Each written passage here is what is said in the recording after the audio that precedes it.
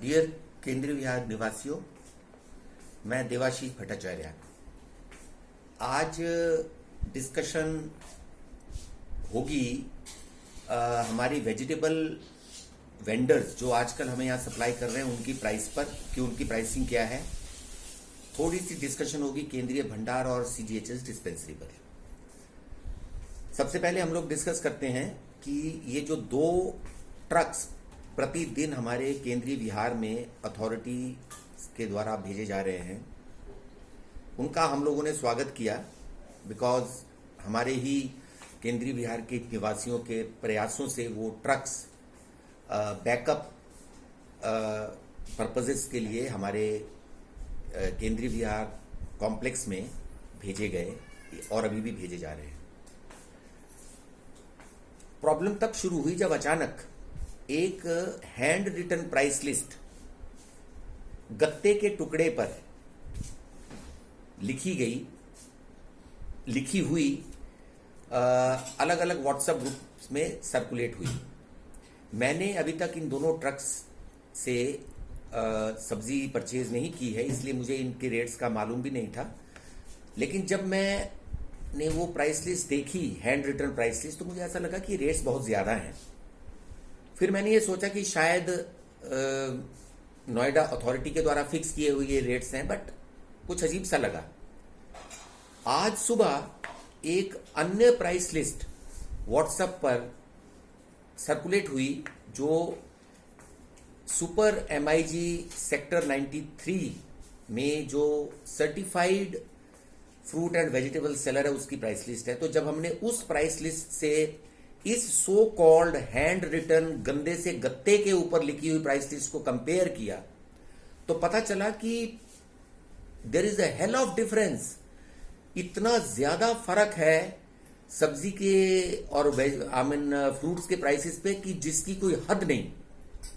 अब इशू ये खड़ा होता है कि हमारे केंद्रीय विहार के जो रेजिडेंट्स हैं इस वक्त सील्ड हैं, वो बाहर नहीं जा सकते, कुछ नहीं। और कुछ दिनों तक हमारा सफल और मदर डेयरी भी बंद रहा।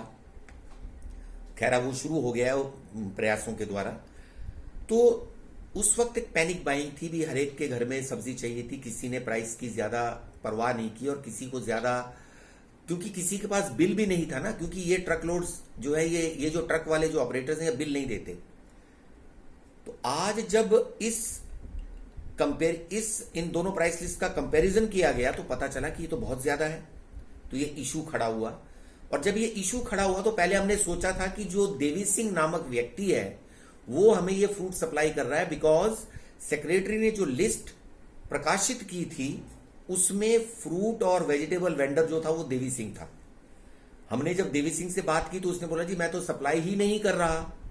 मैं तो जी एक बार कुछ लोगों को सप्लाई करने गेट नंबर 1 पे आया था, मुझे तो मार पीट के भगा दिया गया। आई वॉज सरप्राइज्ड कि गेट नंबर 1 पर जहां हमारी सिक्योरिटी मौजूद है उनकी मौजूदगी में एक स्पेसिफाइड वेंडर को पीट के भगा दिया जाता है। तो क्या प्रेसिडेंट और सेक्रेटरी को पता नहीं होगा? क्या हमारे सिक्योरिटी गार्ड ने प्रेसिडेंट और सेक्रेटरी को नहीं बताया? क्या प्रेसिडेंट और सेक्रेटरी को यह भी नहीं पता था कि कौन इतने ज्यादा रेट पर हमारे यहां सब्जियां बेच रहा है? क्यों नहीं आज से 3 या 4 दिन पहले प्रेसिडेंट और सेक्रेटरी ने इन सब चीजों को रोका? आज भी जब सब चीजें प्रेसिडेंट और सेक्रेटरी की नॉलेज में आ चुकी हैं, खासकर सेक्रेटरी के तो नॉलेज में है, और ये तो हमारे पास इसके डॉक्यूमेंट्री एविडेंस है। एक रेजिडेंट के साथ उनकी व्हाट्सएप पर जो वार्तालाप है वो उन्होंने पब्लिक कर दी है। तो क्या अभी भी प्रेसिडेंट और सेक्रेटरी ने उन दोनों ट्रक वेंडर्स को क्यों नहीं रोका उसी रेट पर सब्जी बेचते हुए या अपने फ्रूट्स बेचते हुए? क्यों नहीं हमारे प्रेसिडेंट और सेक्रेटरी ने उनको कहा कि आप जो ऑथोराइज्ड प्राइस लिस्ट है नोएडा अथॉरिटी की उसको आप ट्रक पे डिस्प्ले करो? या उन्होंने खुद क्यों नहीं उस प्राइस लिस्ट को देखा? क्योंकि ऐसा हो ही नहीं सकता कि जो ट्रक गाजीपुर मंडी से आ रहा हो वो गाजीपुर मंडी से आने के बाद हमारे केंद्रीय विहार तक आते आते उसकी प्राइस में इतना फर्क हो जाए। और यह भी नहीं हो सकता कि ये लिस्ट जो इन्होंने अपने हाथ से लिखकर एक गत्ते के पेपर पर जो उन्होंने चिपका के ट्रक पे लटका दी है वो ऑथोराइज्ड प्राइस लिस्ट है नोएडा अथॉरिटी की। अभी भी वो ट्रक्स जो हैं वो अपना सामान यहां बेच रहे हैं बेरोक टोक। प्रेसिडेंट और सेक्रेटरी को पता होने के बावजूद भी मुझे हैरानी है कि इस तरह की लूट हमारे केंद्रीय विहार में हमारे ही प्रेसिडेंट और सेक्रेटरी के द्वारा अलाउ क्यों की जा रही है। मुझे इस चीज पर भी हैरानी है कि हमारा जो एक ऑथोराइज्ड डीलर था देवी सिंह नामक व्यक्ति, वो जब सही रेट पर वो लोगों को सप्लाई दे रहा था ऑन फोन, टेलीफोनिक सप्लाई जब वो अरेंज कर रहा था, तो उसको मारपीट कर गेट नंबर 1 से क्यों और किस अथॉरिटी से भगाया गया। It's a matter of investigation.